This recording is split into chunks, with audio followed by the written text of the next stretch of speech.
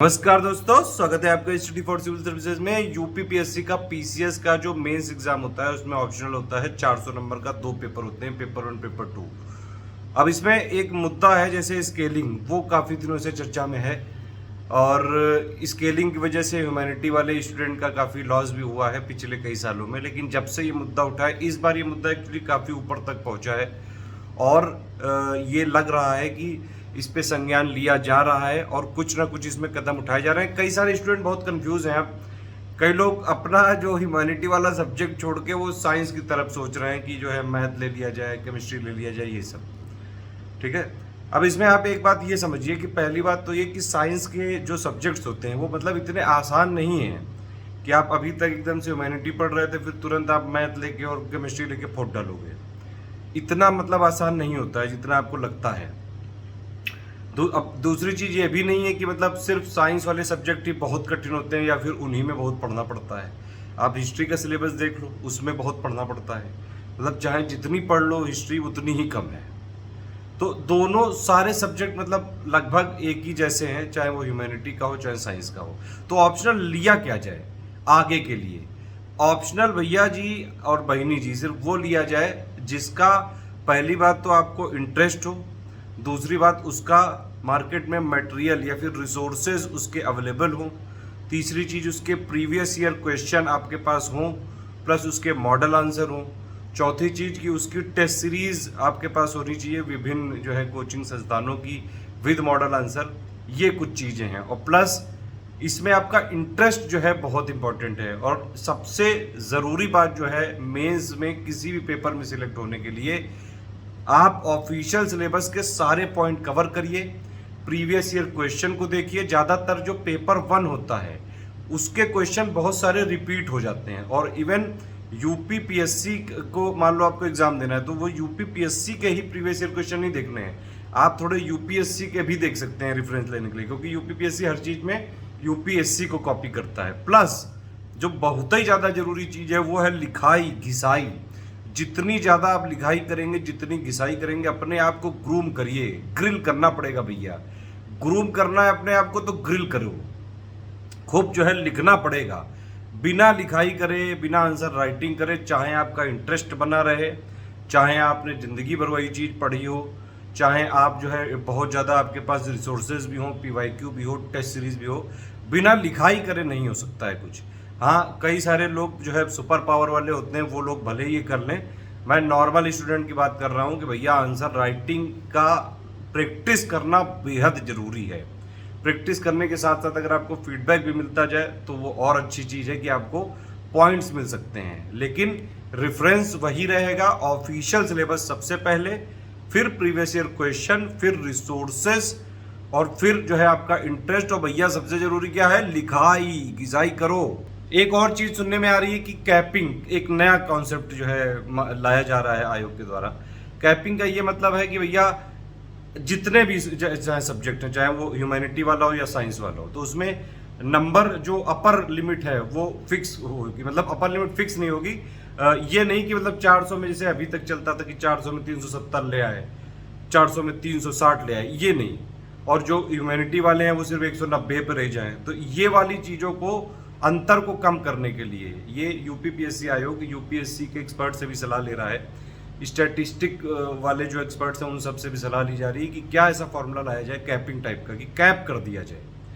तो भैया आगे का राह यही है कि इन्हीं चारों पे रहो। ये नहीं कि अब जो है आप देख रहे हो कि नहीं नहीं केमिस्ट्री में मैथ में बहुत ज़्यादा नंबर आते हैं, 360-70 तक पहुंच जाते हैं, तो मैं अब ये लेके अगली बार फट डालूंगा। ऐसा नहीं होता है सर जी और मैडम जी, बहुत कठिन भी है। कठिन उनके लिए जैसे आपने जिंदगी भर अगर मान लीजिए आपने हिस्ट्री पढ़ी है तो फिर आपके लिए मैथ कठिन है। अब जिंदगी भर जितने मैथ पढ़ी तो उसके लिए हिस्ट्री भी तो कठिन होगी। तो वो ये सारी चीज़ें सब्जेक्टिव हैं, रिलेटिव हैं। और मेरे हिसाब से तो भैया ऑप्शनल होना ही नहीं चाहिए। सबसे बढ़िया तरीका यही है और कई सारे स्टेट पीसीएस में ये जो मॉडल है सक्सेसफुली है भी, चाहे उत्तराखंड पीसीएस हो, चाहे राजस्थान वाला हो, चाहे एमपीपीएससी हो। उत्तर प्रदेश पीसीएस में भी ऑप्शनल जो है हटाना चाहिए, या फिर ऑप्शनल की जगह ऐसा पेपर होना चाहिए जो उत्तर प्रदेश पीसीएस के जो लोग सिलेक्ट होकर अपॉइंट होते हैं, तो या तो पबेड वाले कुछ पॉइंट डाल दो, उसमें यूपी वाला कुछ डाल दो, तो वो ज़्यादा बढ़िया है। लेकिन अभी जो चल रहा है उसके हिसाब से मैंने बताया कि भैया आगे के लिए ये करना है आपको, ज़्यादा कन्फ्यूजन मत। तो ये एक चीज़ और रिस्क भी रहता है ऐसे जो साइंस ऑप्शनल है। जैसे एक बार आया था क्या कि साइंस जो संस्कृत वाले में लोगों ने टॉप कर दिया, तो कई लोगों ने संस्कृत ले ली। अब फिर दूसरी बार देखा गया कि उसमें कुछ लोगों के पेपर 2 में 0-0 नंबर भी मिले हैं। तो भैया सब चीज़ देख समझ के लेना है, ऐसे नहीं कि बहती गंगा में हम भी हाथ धो लें। अगर कैपिंग लगा देंगे तो फिर बस कंट्रोल हो जाएंगी सारी चीज़ें। तो जो आपका है उसी में अपनी एक्सपर्टीज डेवलप करो, खूब लिखाई करो, घिसाई करो, नए नए क्रिएटिविटी जो है उसमें लाइए, फ्लो चार्ट बनाइए, कीवर्ड्स डालिए, आंसर राइटिंग को कैसे बेटर बनाए, वो आपके प्रेजेंटेशन का तरीके को अच्छा करिए। उसके लिए जो चीज़ें पढ़नी पढ़िए। लिखना बहुत जरूरी है, हाथों की घिसाई बहुत ज़्यादा जरूरी है, सबसे इंपॉर्टेंट फैक्टर यही है। बाकी सारी चीज़ें जो है सेकेंडरी है, वो सिर्फ उसलिए है कि सिलेक्ट कौन सा किया जाए, लेकिन नंबर कैसे लाया जाए उसके लिए लिखाई और PYQ बहुत ज़्यादा जरूरी है। प्रीवियस ईयर क्वेश्चन पेपर 1 में तो कई क्वेश्चन जो है घुमा फिरा के वही पूछे जाते हैं, पेपर 2 में कुछ एनालिटिकल हो जाता है कई बार। तो प्रीवियस ईयर क्वेश्चन ऑप्शनल के मेरे हिसाब से कम अगर आप UPPSC का ऑप्शनल देने जा रहे हैं तो 6-7 साल के UPPSC के देखिए और कुछ UPSC के भी देखे जा सकते हैं। 8-10 साल के भी देख लोगे तो कोई बुराई नहीं होगी, फायदा ही करेगा ये सब चीज़ें आगे, ठीक है। और जब भी आप का मान लीजिए मेंस एग्जाम होने वाला होता है उससे पहले जो भी टेस्ट सीरीज चल रही हो विद मॉडल आंसर उनको आप ले आइए और थोड़ा सा क्वेश्चंस की प्रैक्टिस करिए।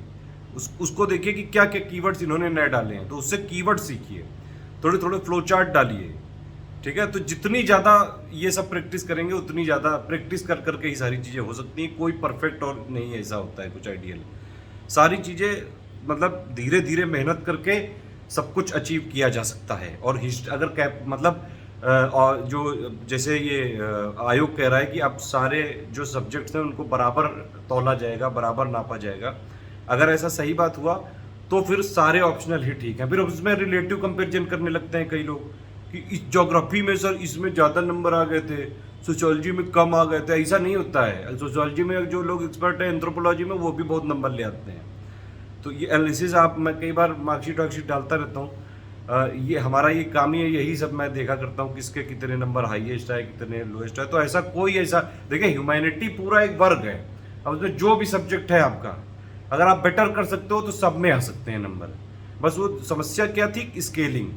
अगर वो स्केलिंग ठीक कर दिया तो सारे ह्यूमैनिटी वाले सब्जेक्ट ठीक है, और जो साइंस है ये भी सारे सब्जेक्ट ठीक है। बस इसमें समस्या यही कि इन लोग को एक एक्स्ट्रा एडवांटेज इसलिए मिलता था क्योंकि स्केलिंग वाला, अगर वो स्केलिंग ठीक कर दें तो सब कुछ ठीक है। फिर जो है घूम फिर के वही 4 फैक्टर की इंटरेस्ट, लिखाई, घिसाई, प्रीवियस ईयर क्वेश्चन, रिसोर्सेज, नए नए keywords, to the point answer लिखना, आंसर लिखने की कला, ज़्यादा से ज़्यादा जो है राइटिंग।